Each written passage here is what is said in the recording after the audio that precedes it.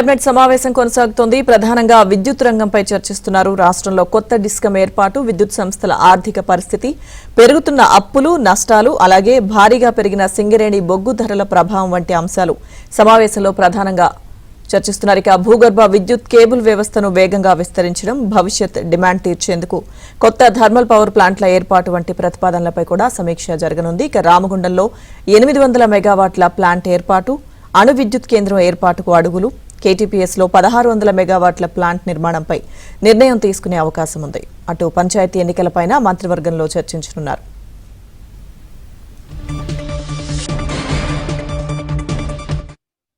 Telangana cabinet సమావేశానికి సంబంధించిన పూర్తి సమాచారం మా ప్రతినిధి నర్సింగరావు లైవ్ లో అందిస్తారు. నర్సింగరావు.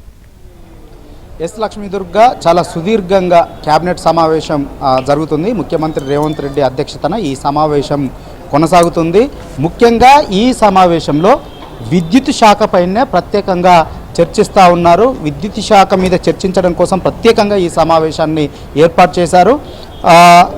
రాష్ట్రంలో భవిష్యత్ అవసరాలకు దృష్టిలో పెట్టుకొని విద్యుత్ రంగాన్ని ఏ విధంగా మార్పు చేయాలి, విద్యుత్ రంగంలో ఏ విధమైనటువంటి మార్పులు తీసుకురావాలనేటువంటి అంశం పైన ఈరోజు కూలంకషంగా ఈ కేబినెట్ సమావేశంలో చర్చిస్తున్నారు. వాస్తవానికి ప్రస్తుతం రాష్ట్రంలో విద్యుత్ డిమాండ్ 16-17 వేల మెగావాట్లుగా ఉంది. కానీ ఇది 2030 నాటికి 24,000 మెగావాట్లకు పెరుగుతుందని చెప్పి ఒక అంచనానైతే వేశారు. సో ఈ పెరుగుతున్నటువంటి డిమాండ్కు అనుగుణంగా ఉత్పత్తిని కూడా పెంచుకోవాల్సినటువంటి అవసరము రాష్ట్రంలో ఉంది. అయితే ఈ విద్యుత్ ఉత్పత్తిని పెంచుకోవాలి అనంటే ఇప్పుడు మనకు అందుబాటులో ఉన్నటువంటి టెక్నాలజీ ఈ ఉత్పత్తి చేసేటువంటి విధానంలో ఒకటి థర్మల్ పవరు జనరేషన్, అదేవిధంగా విండ్ పవరు, సోలార్ పవరు, ఈ విధంగా రకరకాలుగా ఉంది. అయితే ఇప్పుడు ప్రస్తుతం ఉన్నటువంటి ఉత్పత్తిలో మ్యాక్సిమము థర్మల్ పవర్నే ఉత్పత్తి చేస్తూ ఉన్నారు. అయితే ఈ థర్మల్ పవర్ను ఉత్పత్తి చేయడం వల్ల చాలా పెద్ద ఎత్తున విపరీతమైనటువంటి ఖర్చు పెరుగుతూ ఉన్నది. దానికి ఉత్పత్తి చేయడానికి అవసరమైనటువంటి ఖర్చు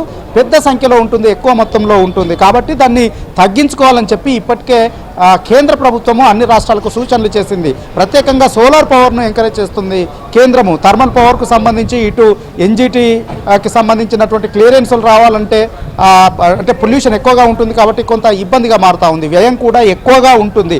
ఒక యూనిట్కి అయ్యేటువంటి ఖర్చు 6 రూపాయలుగా ఉంటుంది థర్మల్ పవర్లో.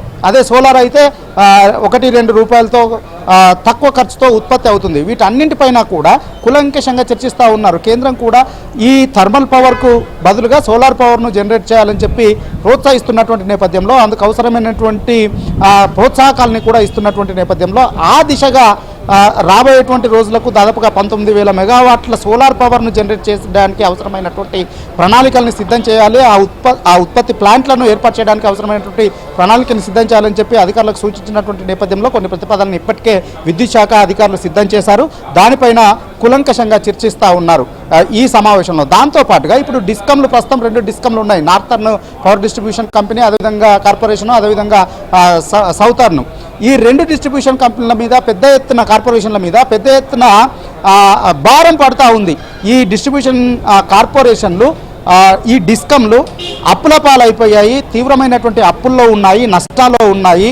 దాదాపుగా 60,000 కోట్ల అప్పులు ఇప్పుడు ఈ డిస్కమ్లో ఉన్నాయి. అందులో దాదాపుగా ప్రభుత్వ విభాగాల నుంచే రావాల్సినటువంటి బకాయిలు 40,000 కోట్ల పైచిలకు బకాయిలు ఉన్నాయి. సో వీటన్నింటి నేపథ్యంలో వీటన్నింటినీ కూడా తప్పించుకోవాలి అని అంటే, తగ్గించుకోవాలి అంటే, ఈ అంతరాన్ని తగ్గించుకోవాలి, భారాన్ని, అప్పుల్ని, నష్టాన్ని తగ్గించుకోవాలంటే విద్యుత్ ఛార్జీలని పెంచాల్సినటువంటి అవసరం ఉంటుంది. సో ఈ డిస్కమ్ల మీద భారాన్ని తగ్గించాలి అని అంటే కొత్త డిస్కమ్ను ఏర్పాటు చేయాల్సినటువంటి అవసరం ఉంటుందని చెప్పి ప్రభుత్వం సూత్రప్రాయంగా ఒక అంచనాకు వచ్చింది, ఒక నిర్ణయానికి వచ్చింది. ఆ ప్రతిపాదనను సిద్ధం చేయాలని చెప్పి గతంలో జరిగినటువంటి సమీక్షా సమావేశంలో ముఖ్యమంత్రి రేవంత్ రెడ్డి విద్యుత్ శాఖ అధికారులకి సూచనలు చేశారు.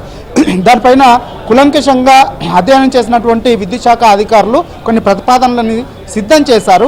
ఈ రోజు జరుగుతున్నటువంటి ఈ సమావేశంలో దానిపైన కూడా కూలంకషంగా చర్చిస్తూ ఉన్నారు.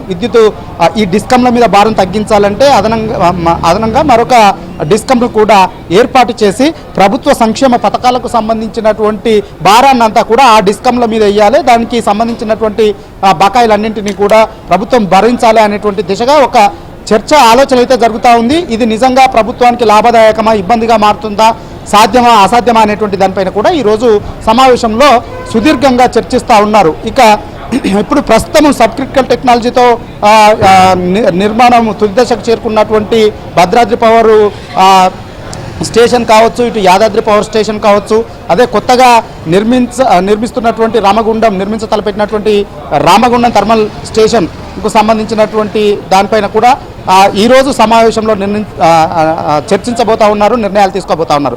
దాంతోపాటుగా భవిష్యత్తులో హైదరాబాద్ నగరము ఇప్పటికే పెద్ద ఎత్తున విస్తరించింది. సో ఇలాంటి నగరానికి నాణ్యమైనటువంటి విద్యుత్ను సరఫరా చేయాలంటే అండర్ గ్రౌండ్ కేబుల్ వ్యవస్థను తీసుకురావాలని చెప్పి భావిస్తూ ఉన్నారు. దానిపైన కూడా ఈరోజు చర్చించి ఒక